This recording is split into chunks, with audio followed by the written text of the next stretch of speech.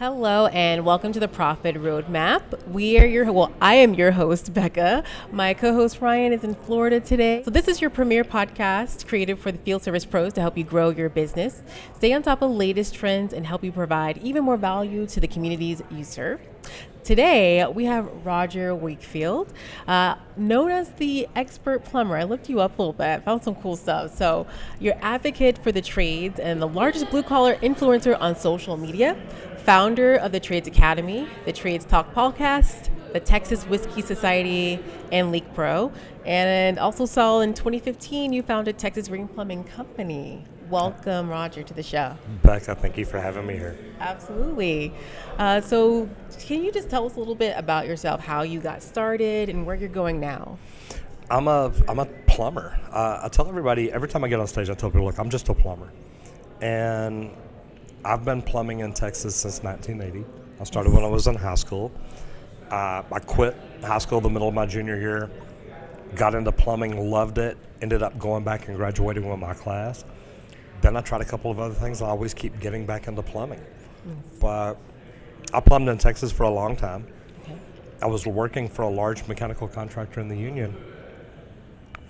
And we had an executive board meeting one day, and I was director of operations over construction. And they were talking about they were going to get into residential service. Mm-hmm. And they talked about the fact that they were going to market it by telling everybody they had the best trained plumbers and that they specialized in customer service. Okay. So I asked, okay, so what are you doing to train your plumbers? And this young new owner who was inheriting the company from her parents said, well, all our plumbers are licensed. We have trained plumbers. And I'm like, yeah, but every plumber in Texas is licensed. Right. So I said, okay, so what are you going to do to train them on customer service? She says, well, Roger, our plumbers will know to say, yes, ma'am, no, ma'am, please, and thank you. And I'm thinking, that's what we're putting out today. That's what companies are doing. And I hate to say it, Becca, but it is. Wow. Well, yeah, it's just to assume that just because someone's licensed, or even like just to assume if someone has it, that's a lesson I learned. Just because someone has a degree or a license doesn't mean they know anything, really. It means it doesn't mean they have any advanced training, anything at all. You know, I hate to say it, that is the minimum entrant requirement to be a licensed plumber in Texas. Get your license. Wow, that's awesome. Okay, so I did look at your. Okay, I'm gonna get into social media. Go ahead. Listen. Now we're talking my jam. Oh, that's your jam. Social media. Social media. Oh my gosh, yeah. Yeah. Okay, let's get into it. Social media. Why is that your jam? Well, I started social media because I needed to make the phone ring at my plumbing company. Okay. I'd hired multiple marketing companies, spent $47,000 to make my phone stop ringing. Wow. And I mean literally stop ringing. The last company that I hired went in and did some stuff, and I'm at a conference, and my CSR calls me and says, hey, you realize our phones aren't ringing? I said, well, I figured you just had mine turned off. She said, no, they are not ringing. We have no calls for the plumbers to go on. Wow. So I started doing research and figuring out about social media and decided that I wanted to learn it. So I ended up going to a conference in San Diego. The second day I walked in and got in front of a guy. Actually, there's a placard on a sign out front of the room. Right. And I'm walking down the hall. I'm 54 years old at the time, so I'm literally thinking I'm going to learn Facebook. At 54, that's what social media is. Right. And I'm walking down this corridor, and I see this placard, and it says, get in front of your customers using video. So I walked in, sat on the front row, never once thinking it would be me in front of a camera. Yeah. And I'm on this front row looking up, and the guy walks out. And the first thing he says is, YouTube is the second largest search engine in the world. And I shut my notebook. I thought, this guy's stupid. He doesn't know anything because YouTube's just where I store my videos. Right. And I literally put my hand on the chair next to me to get up and turn around. And I look back, and the room it's standing room only. Wow. So I turned back around and looked up at him, and time to hear him say, and it's owned by Google, the largest search engine in the world. Okay. And all of a sudden, in just a split second, my mind is like, okay, wait. We're spending about $5,000 a month on Google. Right. Which wasn't there enough. and we're not doing anything on YouTube, and it's the second largest search engine in the world. Why not? Wow. And that's how quick it clicked. And I sat through this 45-minute session, took about 3 pages of notes, and I decided that day we were going to start doing YouTube, and a month later we did. Wow. And that's changed everything? It's 5.5 years. Well, I sold the plumbing company. Wow. I do a lot more business in social media, good way to put it. Okay. Do a lot more revenue in social media. And it's a lot higher profit margins. But I've been in every part of the trades. I've done residential, commercial, industrial. I've done new construction and service. Mm-hmm. I've been non-union, union, and non-union again. Mm-hmm. So I can talk about any of it. So I think that that's what has really been beneficial about me doing social media is I understand it from everybody's point of view. Right, and I think I read something when I was looking over your website and your YouTube, and I watched the Green Cobbler.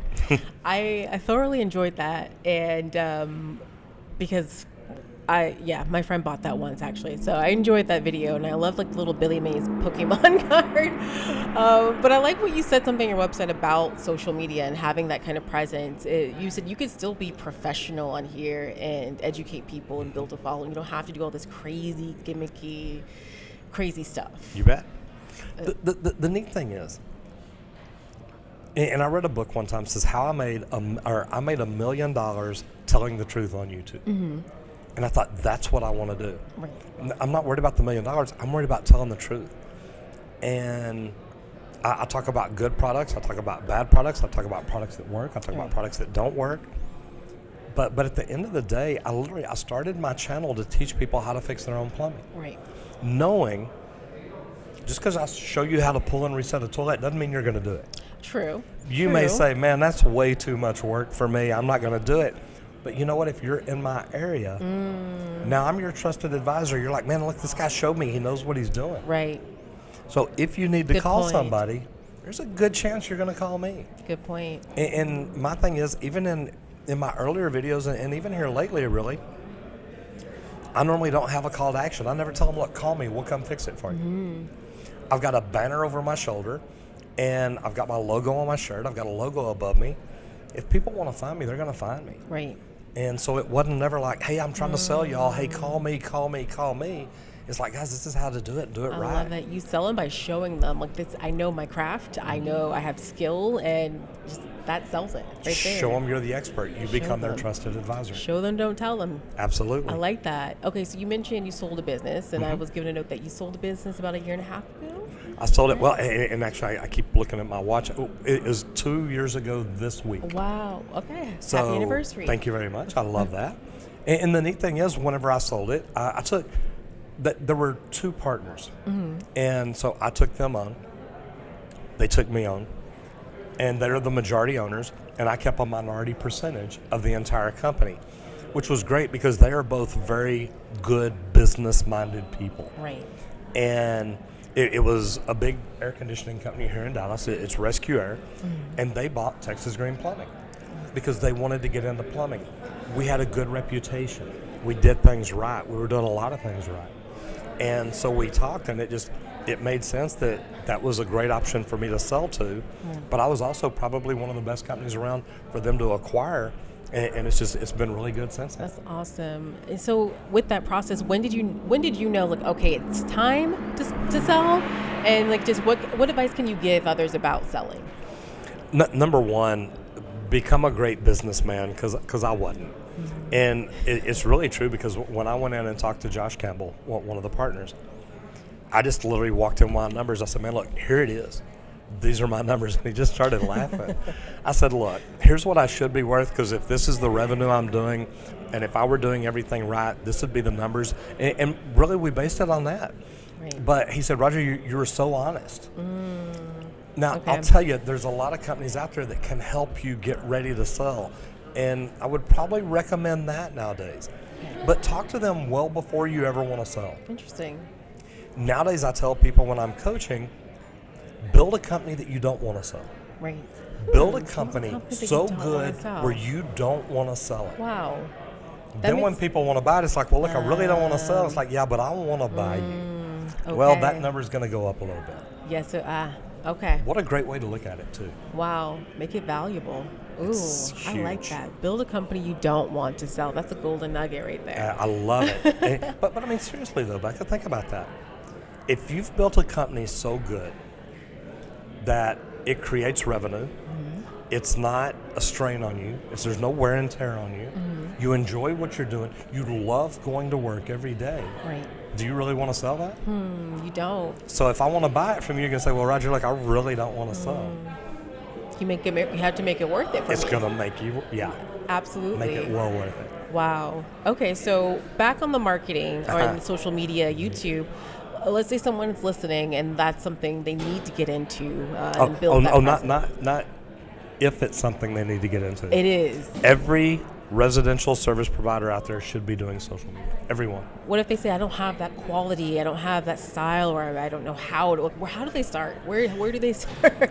Go back and look at my first videos. I literally, you've got your camera covered up. I literally was shooting my first videos on my laptop. It's like, and I'm scooting back further to try to position myself just the way I want to be. Right. I'm leaning back and I'm hollering at the microphone because I wanted to make sure it heard what I said. And that's what my first videos were, and I've left them up. Yeah. And people are like, man, I why don't love you go? that. Why don't you go and take those down? It's like, Yeah. why? That's where I started. I love to show people where you started. Like, I started here. It's okay to be here and You grow. bet. Look where I am now. You bet. I love that. I was just telling, I had someone on before you was talking about the struggle of running a business. And I was saying, you know what? Sometimes for me, I like hearing that. Like, I love success stories. But when I hear that people go through the same hardships I do, it makes me feel I can overcome it. Like, I'm not the only one in this world alone going through this thing, life or business and all of that. So, And that's the perfect way to look at it. so I'm interested to know about the Trades Academy. I'm interested to know like the backstory. How did that become a thing, and what are your success stories with that? I became an instructor in the union, and I started out non-union, got in the union after 17 years of plumbing, and after a few years, they asked me if I would become an instructor. It's the United Association, Local 100 here in Dallas, and I said yeah. And I was the first person who did not come up through the union training program that they asked to be an instructor. But it was because, and I asked why, and they're like, Roger, the apprentices that you have on the job, the journeymen you have on that, you work with them, you train them, you teach them to be better. Right. So I loved that, and I was an instructor in the union for a few years. Nice. Then whenever I got out and started my own company, I was working with my people. And the one thing that the unions don't teach, that trade colleges don't teach, anything like that. Right now, the Trades Academy is about 4 different things. It's about, number 1, teaching people how to get into the trades. Okay. Kids graduating high school now have no idea. They're just like, they've been told their whole life by their parents, their principals, their guidance counselors, their aunts and uncles, if you don't go to college, you're never going to amount to anything. Correct. You ever heard that? Yes. More yes. times than you wish. Oh, absolutely. Okay? Yes. So I'm teaching people how to get into the trades. And the fact that you get in with a positive mindset. Don't get in thinking, okay, this is the 3rd or 4th choice career. No, you're going to end up making more than most of the kids that go to college, and I mean that. But I teach that, how to get into the trades. I teach tradespeople how to become the best tradesman. So most tradespeople get in the trade. I got in plumbing to become a plumber. Right. Once I got that license in my pocket, I quit learning. Okay. Let me plumb. I'm a plumber. That's what I got in to do. Such a bad way to look at it. Because once I started learning about other endorsements, more about my trade, more about my craft, more about the tools, materials, technology, and equipment, I started moving up. Then when I started learning about leadership and management, construction management, and taking courses to learn more, I became a better communicator. Right. I could communicate with my employees better. Right. I got to know what's important to them, so now I knew how to motivate them. Right. So you start learning different things like that. So how to get in the trades, how to become the best tradesman, and then the last 2 are really easy. It's how to start your own business. Okay. My first coach was Michael Gerber, Okay. wrote the E-Myth books. And I remember him talking the very first time I met him. He says, look, we send people to college every day to become doctors, to become lawyers, and all these things, and we never teach them how to start and grow their own business. Wow. I'd already been a plumber for years, and that's what I thought. They don't teach plumbers either. That's amazing. They don't teach HVAC technicians. They don't teach roofers. They don't teach landscapers. They teach nobody how to start your own business and do it successfully. And then the last group that I teach is how to use networking and social media to grow your business. That's amazing. It's funny. One of my coworkers just mentioned eMyth to me a moment ago. So, and I liked what you mentioned about continuing education, continuing learning. That seems to be critical. Like, don't just think, okay, I have my license now, I'm done. Like, no, you need to continuously learn. And Becca, if one thing that I teach, even starting with the kids getting into the trades and that want to become the best tradesmen, know your end game. Wow. Do you want to own your own business one day? Do you just want to be a superintendent? Do you just want to be a journeyman? It doesn't matter. Right. The world needs them. And you can be a really good journeyman and make really, really good money. Right. But if you get into the trades and say, look, one day I want to open my own company. Now, everything you do every day, everything that you learn, be intentional about it. Is it helping you get to where you want to go? I like that. How big is that? That's huge. Be intentional about it. Oh, goodness. Oh, my gosh. Okay. Another thing you touched on was how kids getting out of school, graduating from high school, they don't know where they want to go today. They're taught, go to college. I know that's what my mom said. You have to go to college if you want to make money and all of that. I think there's kind of a stigma between learning a trade. And can you talk about that, like the myths or the stigma that, oh, I can't make money, or you won't make money learning a trade, or it's below your whatever, when no, it's not. Not at all. Number one, what I said a while ago about most kids that get into the trades, they're going to make more money than the kids that graduated at the same time that went to college. Right. Most of them are. Lawyers and doctors, their salaries compete with plumbers, electricians, and HVAC techs. Right. But they have to go to school for 8 years. They have to take on a couple of $100,000 worth of debt. Yes. When you start learning, when you join the trades, for the next 4 years, it takes 4 years to get your journeyman license in Texas. For the next 4 years, you're learning your exact trade every day. Right. Well, this doctor for the first 4 years of school is taking history, right, world science, whatever, geography, all the college courses that have to get the basics done. Correct. I asked an accountant one time, how many hours do you think in college you actually spent learning accounting? Wow. And he went through and he said probably 15 a semester. Okay, so 30 hours a year, right, 4 years. He said, no, I didn't take accounting every semester. Wow. So 90 hours? Wow. When you learn the trade, you learn it for 8,000 hours. Wow. 2,000 hours a year for 4 years before you get your license. Who's more educated? Who do you think? That tradesman. It makes sense. So the stigmas against the trades is, number one, the world looks at us as stupid people. We're uneducated. We're laborers. Okay? Nothing wrong with that. Let them look at us this way. But you need to understand, if you're a tradesman, you've probably got more education at what you do than any other career out there. Absolutely. Because you've studied it day after day after day, year after year after year. You're really amazing at what you do. Keep on moving forward like that. Just because they think we're stupid doesn't mean we are. Correct. Just because they think we're uneducated, their version of education and our version of education is a little bit different. Absolutely. And at the end of the day, who are they calling when their plumbing's messed up? Who are they calling when, like, the car's not fixed? Like, exactly. So we are essential. We know that. Critical. Yeah, you're right. We are critical. Well, that brings me to a question about labor, because people are always saying, okay, well, there's just not the labor force there. Do you think that's a combination of pay, or just the stigma, or just not enough education around, like, trade, and or more promotion of it? I think it's a combination of all. Okay. I think that the biggest problem right now is we have told our kids for so long, if you don't go to college, you'll never amount to anything. Right. So most kids getting out of high school right now, they're never even thinking about the trades. Not at all. Now, my BHAG, I've told you about the 4 different groups. I want to help 150,000 people get into the trades. Nice. 150,000, I'm sorry, 1.5 million. I thought, wait, my number's off. 1.5 million. There's 1 million unfilled trades jobs across the United States right now. I was talking to somebody the other day who had just talked to a company in San Francisco. He said, I need 90 licensed technicians right now. 90. Can you imagine how much money that company's losing if he can fill 90 trades positions right now? 1.5 million need to get in the trades because everybody's not going to stick with it. Right. I get that. But there's 1 million unfilled jobs. And the kids getting into the trades right now, and I say kids, I don't care if you're 18 or if you're 30.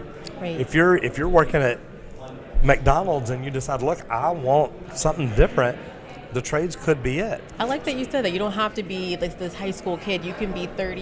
You bet. I have people reach out to me every day and say, I want to get out of this career. Nice. I'm tired of sitting behind a desk in front of a computer every day. Yeah. I want to get out and get a job in the trades. How do I do it? Wow. And they don't know. Wow. So my thing is, I'm trying to create a way to teach them. You know, one of the things I teach, think about this. When a young person out of high school or college or wherever goes in for a job interview in the trades, they need to understand when you show up, dress properly, look good, wear starched jeans, wear not even clean, they don't have to be starched.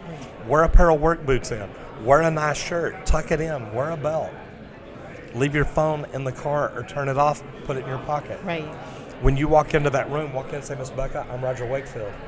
Nice Thank you for the opportunity to interview. I appreciate this. I'm looking forward to this. And then sit down. And then Becca's going to interview me. She's going to ask me questions. Think about your answer. Don't just blurt out something. When she asks a question, stop and think about it and think, you know what? I like the way you asked that question. Here's what I'm thinking. Becca is trying to fill a position, but she has a need in mind. So what I want Becca to know is look, I'm ready, willing, and able. I dressed for the part today. Yeah. I brushed my teeth. I chewed gum. I don't smoke. I smell good. Whatever the case is, look, I look and act professional. Right. And then when you get down to the end, remember, Becca's got a need. She needs to fill a position, but she's not just looking to hire people. She's got a need.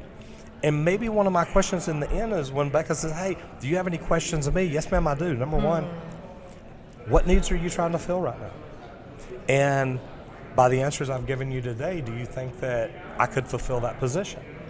Because now you're letting her know, look, I'm really interested in it. I'm engaged, yeah. And then another good question is Miss Becca, look, if I come to work here, how does this better me? Because I want to be a great tradesman. Right. And how does coming to work for you help me fulfill that? What is your company going to do for me? Well, we have training. We're teamed up with this training group. We do this, we do this, we do this, whatever it is. And man, if it's a good answer, say, look, I love that. Thank you. If it's not good enough, say, well, do you do any more training? Are you interested in doing more training? Because I really want to learn. And then when you're done, come up again, Miss Becca. Thank you so much for the opportunity today. I really appreciate it. I appreciate you taking the time. And I appreciate you thinking about me as you try to fill this position. And walk out the door. You're never forgetting that person. Right. No. You are not forgetting. That's an impressive, from the moment you walk in, that whole... You take control of the interview. Correct. And I teach kids coming out of high school how to do this. Wow. How do you walk in out of high school and leave an impression? How many people have you ever interviewed? That I've interviewed? Probably like a dozen or so. Okay. Yeah. Has anybody ever impressed you like that? No, not like that. Would you remember that? Absolutely. If that person is close to qualified, are you going to give them an opportunity? Absolutely. You've won the game just by walking in the door the right way. Correct. The right way, the right attitude, all of that. It's just professional. I love that. And if they ask you a question where you need to pull out your phone, say, well, I turned my phone off before I walk in. Do you mind if I pull it out? Yeah. Just because I want to give you the correct answer. Nice. And they're like, oh my God. Most kids just be like, oh yeah, or hey, hold on just a minute. Ooh, no, I'll be there tomorrow. But that's what the world has become these days. Correct. 1.5 million. All right. Well, that's amazing outreach. It is. All right, so that's your goal. 1.5 million into the trades. Yeah. 750,000 to move up and become better tradesmen. Learn how to make more money. You've already got the skill. Okay. Now learn to be a foreman, a superintendent, a project manager, a director of operations. Learn to be the very best at what you do. Help 500,000 start their own businesses. There's so many tradespeople out there right now that want to start their own businesses that don't know how. Okay. And then help 250,000 learn to use networking and social media to grow their business like I do. That's amazing. Not that I don't like Google, I love Google, but you don't have to send them money every month. Right. All right. Thank you so much, Roger. You're Thank you. That welcome. was a great place. Like, is there anything else that you would leave our viewers with? You know what? I'm working on a lot of free content. I'm creating an app. Oh, nice. Okay. You can go Can to. you tell us? Well, I can tell you about it. You can go to wakefield.app. Wakefield. I know. Does that look familiar? I love it. We've just got a landing page right there right Okay. now, but we're building an app. Angel Studios and the people that were behind the movie The Sound of Freedom Wow. Really? also are behind the app The Chosen, Wow. Yes. The Life of Jesus Christ. Yes. So those people that. are helping me build my app. That's amazing. Wow. Oh my gosh. Wakefield.app. You're Check it local, out. right? You're in Texas. I'm right Yes. here in Texas. Okay, Yes, ma'am. perfect. Yeah, I am too. I need to. Where you at? So I'm in Plano, Texas. Ah. Yeah. You ever heard of Wiley? Yes, I have. Sexy. You're right next That's door where to I'm me. at. Absolutely. Okay. Yeah. And the neat thing is, right there, we just bought 10 acres. We're building a training center for plumbers to learn to use slab leak detection to grow their business. That's amazing. A training center.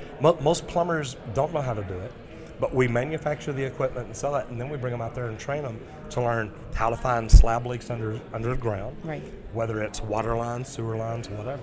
That is okay. You know what? Because I know someone who, it's like a niche trade, but wants to start a business, doesn't know where to start. So now I know where to send them. That's amazing. It's a great one. Awesome. Well, Roger, where can our viewers find you, our listeners find you? All your information. You can go to rogerwakefield.com. If you really want to connect with me, go to LinkedIn and send me a message there. I'll reply to those myself. And then look for the Wakefield.app. It's coming out soon. Wakefield.app. All right, Yes, I'm ma'am. gonna put that on my notes and I like look for that. that. I'm interested. Well, thank you so much, Roger, for being a guest on our podcast. Thank you, everyone, for listening to the Profit Roadmap. And remember, you can listen to this show on all major streaming platforms, including Apple, Spotify, YouTube, and more. Be sure to visit our show notes at serviceautopilot.com/podcast to get all links to the topics we discussed in today's show. And if you want to be on our show, you have questions, more questions about Roger and his business, or you have a guest recommendation, email us at profitroadmap@exploretechnologies.com.